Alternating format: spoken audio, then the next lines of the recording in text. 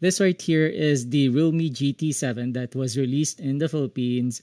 Take note of the specs. It comes with 12 gigs of memory, 512 gigs of internal storage. It runs on the MediaTek Dimensity 9400E chipset with, of course, 7,000 milliamp hours of battery. And for the variant that was released in the Philippines, you have dual SIM support.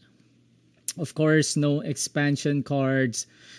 And let's take a look at the internal components. So you can see right here that the memory module that we are using is LPDDR5X or 5T. Storage is, of course, UFS format. Our display has a native refresh rate of 120 Hz. Dolby Vision, HDR10, HLG, and HDR10 Plus is supported. Looking at the Wi-Fi specification, it supports the newest Wi-Fi standard, which is 802.11be or Wi-Fi 7. Then as for Bluetooth, it supports the latest Bluetooth 5 standard. Now, before you begin gaming, the first thing that you like to do is to head over to display. And then from here, you can head over to screen resolution. And depending on your preference, you can set it to standard or high. And we're going to do that right now. We're going to set it to high, which is the native display resolution. And then for refresh rate, we're going to set it to high as well, which locks it into 120 Hertz. The next thing you want to do is to head over to, where's that? Battery. Look for GT mode and make sure to turn it on. This will bring you the best possible performance out of your system. However, keep in mind that this is going to increase your power draw. So if you don't have access to a charger or if you're going to be traveling, you might want to disable that. Now, one of the first things that we looked for when we got this phone was to look for bypass charging. Unfortunately, there doesn't seem to be a way to enable bypass charging, but who knows? Maybe there's a toggle somewhere. We'll see later on. The next thing that we like to do is to head over to tools, look for games. Make sure that the games that you're playing are listed here. Now, if it's not listed, you're going to want to go to your context menu, tap on Manage My Games, and manually enable or disable the game that you want to play. Then head over to settings and make sure that game toolkit is enabled. You might also want to toggle some of the options that you have access to right here, such as 4D vibration, quick startup, game filters. We're just going to leave that off for now. And we're going to launch our first game, Genshin Impact. And right off the bat, you get the GT logo. And you can swipe from the left edge of the screen with this small, what do you call this? I don't know what exactly you call this, but it's like a notch, and you can switch to GT mode. You can also enable bypass charging from here. So this is something that you're going to want to enable if you are connected to your outlet and you want to preserve your battery health. Geek power tuning. Okay, this is interesting. CPU and GPU core will fluctuate. Okay, if device is overheating, the system may override the clock speed control. Then from here, you can also toggle other stuff such as performance boost, screen recording, screenshot, network optimization, touch optimization. So many features that Realme GT gives you, but our favorite is, of course, the system monitor, where you can see the real-time frame rate, CPU, and GPU utilization. Then, of course, a voice changer in case you want to mask your actual voice. Then from here, you can also add your application so that you can launch them in a mini window. So, for example, you want to watch YouTube while you're gaming, you can do that, and you can resize the window and watch while you are playing your favorite game. Okay, so while the game is loading, let's maximize the volume so that you can get a sample of the dual stereo speakers from this phone.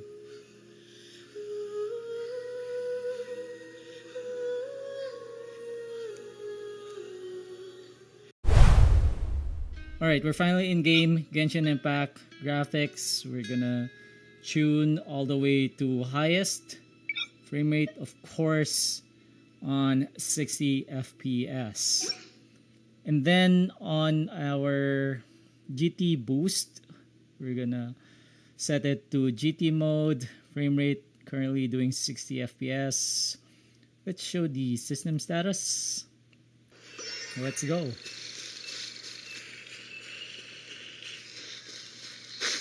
So far doing well above 55 FPS.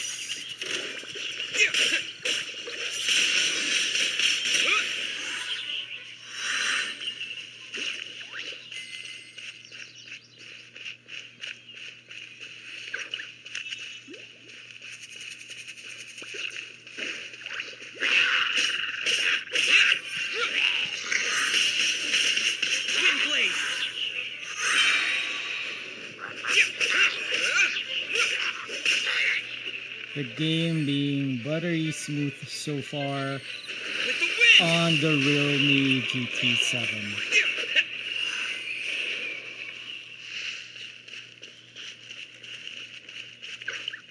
Yeah, it's pretty consistent, staying well above 55 FPS.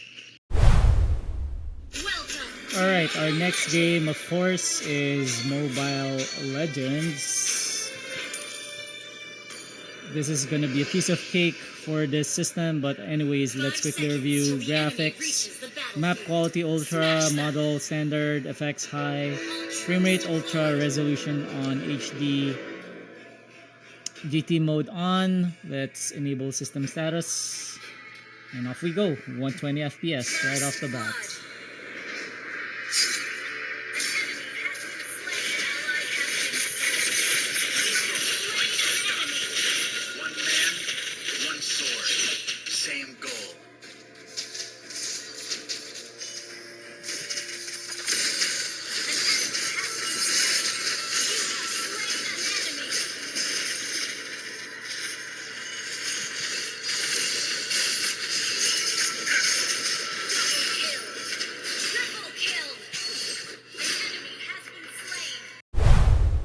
For our shooter test, it's PUBG Mobile. Let's quickly review graphics. Ultra HDR, Extreme HDR is locked. I haven't exactly seen any phone that lets you use that. Go all the way to Extreme HDRs, and then for gyroscope control, it is already enabled. Check out the sensitivity. Wow, okay. Very responsive. Of course, we're running in GT mode, and I'm just gonna enable system status. Alright, doing 40 FPS right now, which is the highest. Again, I haven't seen any phones do above 40 FPS, so that seems to be the limit for this game.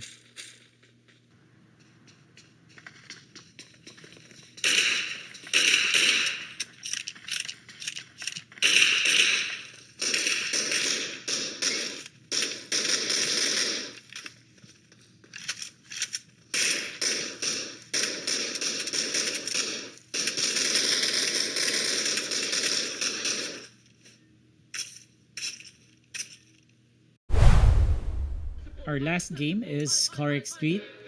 Graphics pumped all the way to the right, then frame rate set to no limit. Alright, let's check it out.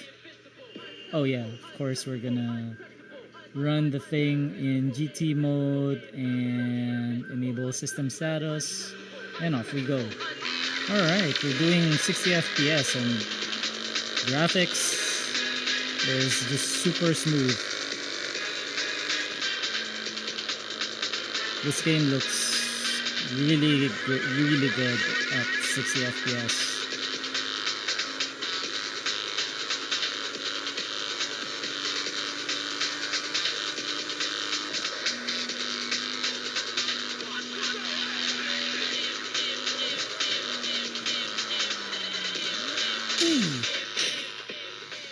Alright, so far the game is holding up above 57 FPS.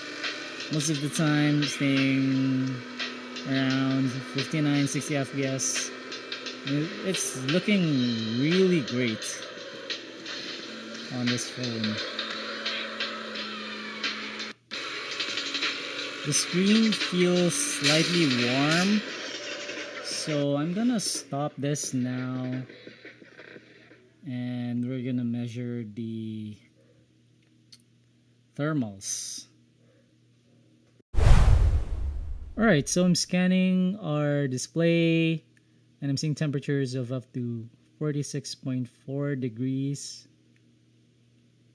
Alright, I'm now scanning the back panel and I'm also getting 46.4 degrees Celsius, and that also seems to be the peak on the rear panel.